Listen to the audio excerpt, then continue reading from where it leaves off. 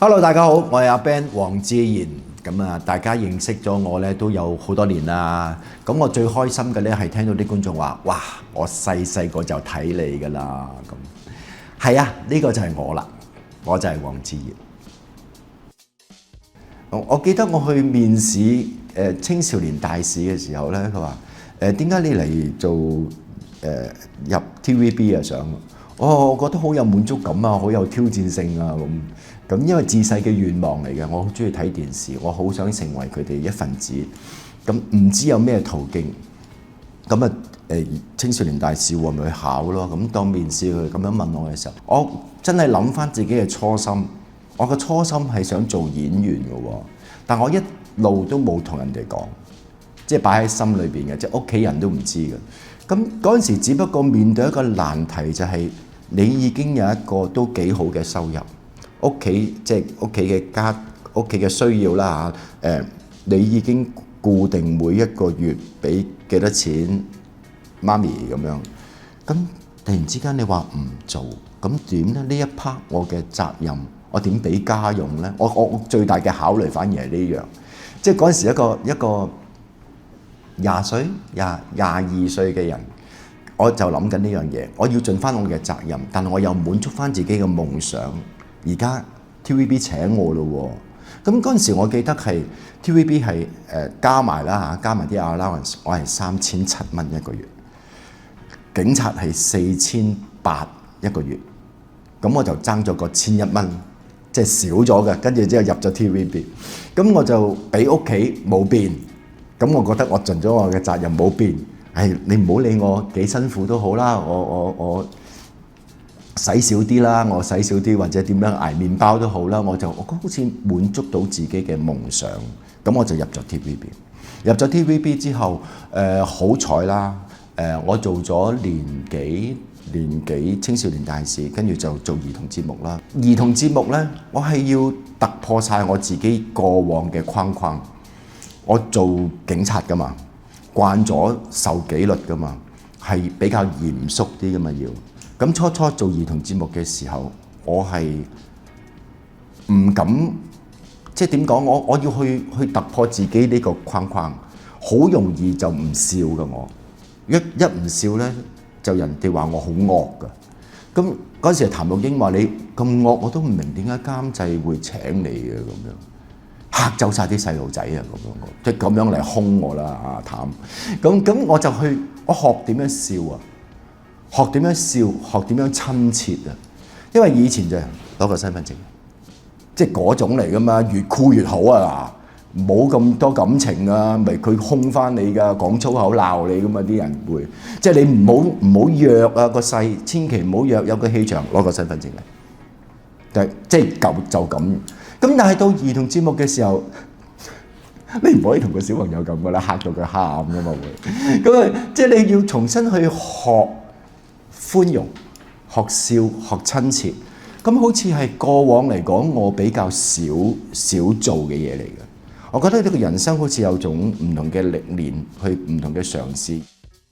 叫我阿海啊，琴日都仲有人叫我阿海，真㗎。不過但係你會睇得到嘅，唔同年紀嘅人咧，或者去認識你咧，係有唔同嘅切入點㗎。嗰啲由睇兒童節目開始大嗰啲咧，佢會嗌你 Ben 哥哥嘅嚇。睇阿海睇真情嗰啲咧，或者一啲婆婆啦，或者一啲上年紀啲嘅啦。因為我知你姓黃，不過我中意叫你做阿海，因為佢覺得叫阿海有親切感啊。因為我睇咗你咁多年，仲要加埋重播喎，其實好多年嘅，真係播咗好多年。咁佢入晒腦，覺得你就係阿海。咁佢唔會記你個中文名，就算知佢都唔會叫你個中文名。琴日叫我嗰個咧，我諗佢係40幾50歲嘅男人嚟嘅。啊，佢話係啊，我細個睇你嘅，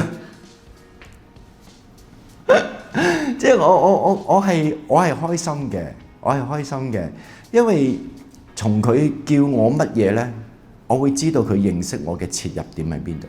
Ben 哥哥係一個年代啦，阿海係一個年代啦，有啲人叫我辣姜哥啦，又係一個年代啦，即係有唔同嘅切入點嘅，都係自己嘅歷史嘅一部分啦，歷史嘅一部分，開心嘅。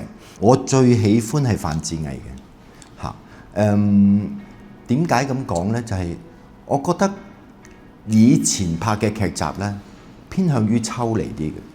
4個女仔3個巴咧，係佢有好多案件咧，係真係取材於真實事件。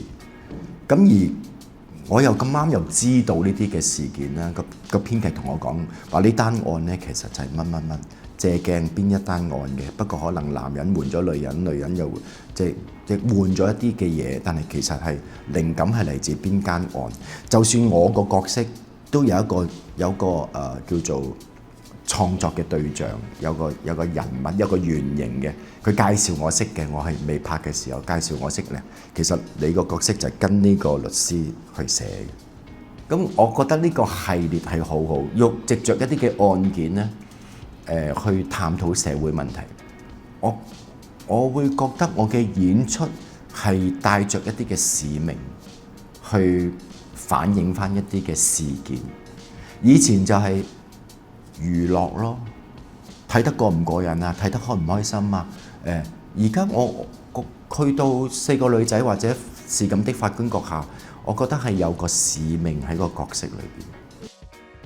以前係真係中意唱歌嘅，咁就以前嗰啲浴室歌王嗰啲咧，就即係好自然就會唱下歌啊各樣。咁跟住之後開始拍劇，跟住就丟低咗冇理啦。咁你話唱歌係咪其中一個興趣？係嘅。同埋以前開始你諗由真情嘅時候已經經常登台啊咁樣，咁所以都要 keep 住去上堂學唱歌。咁發覺都唱得下喎咁樣啦，咁但係始終仍然都係主要都係一個演員嘅身份，去登台都只係可能唱別人的歌，係應付咗3首歌或者1個鐘頭嘅演出咁樣，類似都係咁樣，都係唱別人的歌咯。咁到自己組團啦，咁出自己嘅歌喺1年裏邊出3首歌，喺而家呢個市道嚟講都算 OK 啦，都算幾好啊咁樣。咁我好感覺到嗰個分別就係，原來你唱自己嘅歌真係代表咗自己嗰個團體。雖然話我哋係男團五個大男孩走埋一齊，但係嗰隻歌完全係代表咗我哋 Hey Brother 嘅。唱自己嘅歌嘅滿足感係完全唔一樣咯。即係我而家就喺度享受緊呢樣嘢。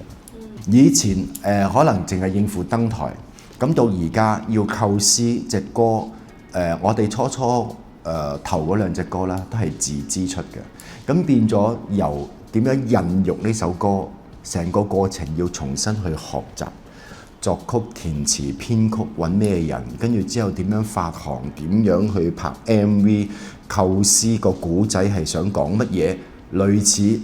總之由零開始，以至擺得上架一隻歌，我哋全部都要學晒。咁我覺得呢個過程好似一個重新學習，好有趣味啊！同埋到出嚟真係演出嘅時候，我係覺得感動嘅。終於上台唱呢隻歌啦！咁喺以前嚟講係未試過。即係以前登台，你有知名度，或者你咁啱有劇上緊，美加又好，馬來西亞又好，咪請你去登台咯。我覺得好似好感覺係好似順理成章嘅一個 bonus 去見啲觀眾。但係而家係你5兄弟5個都係幕前個，仲要係5個都係幕前。其實你話幕後製作係啲乜嘢？大家都喺度摸摸索索，大家可能始終。5個都做咗咁耐啦，有一定嘅經驗啦，自然就意見多噶啦。咁佢點樣去排除萬難去，或者係利用自己嘅人脈去揾一啲平靚正嘅導演啊，或者去問一啲嘅意見啊，揾一啲朋友幫我哋作曲俾我哋啊，編曲啊各樣，參與咗好多咯。咁我覺得呢樣係好大嘅得着同埋滿足感。樽頸係。你會好擔心冇人揾你拍戲，死啦！我點算？好被動，好感受到做演員嘅被動，你會好心噏啊！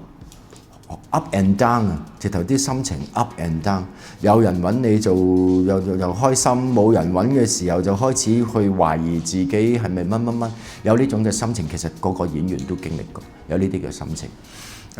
你自己好樂觀就諗，演員我都曾經有講過，演員我如果我係易滿足嘅演員，做到幾多歲都可以做演員。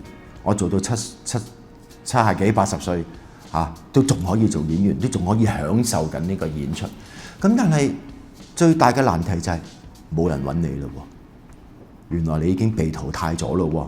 或者係你已經係唔再係喺呢個圈裏邊咯喎，唔再呢個係最擔心嘅。我曾經都有咁樣諗過嘅，咁但係係啦，過咗就冇咗啦，過咗就冇咗呢個擔心。而家有另一種嘅自處就係你關一隻門會開另一隻窗。以前就淨係睇到眼前嘅少少嘅啫嘛。成日點解佢電話唔響嘅？點解電話唔響冇人揾我嘅？你會有呢種嘅突然之間諗，去自己試下我個電話係咪壞咗啊？冇人 call 我嘅咁，會有呢種。而家就係活在當下，我唔拍劇，我去做第啲嘢，我令自己同樣係充實。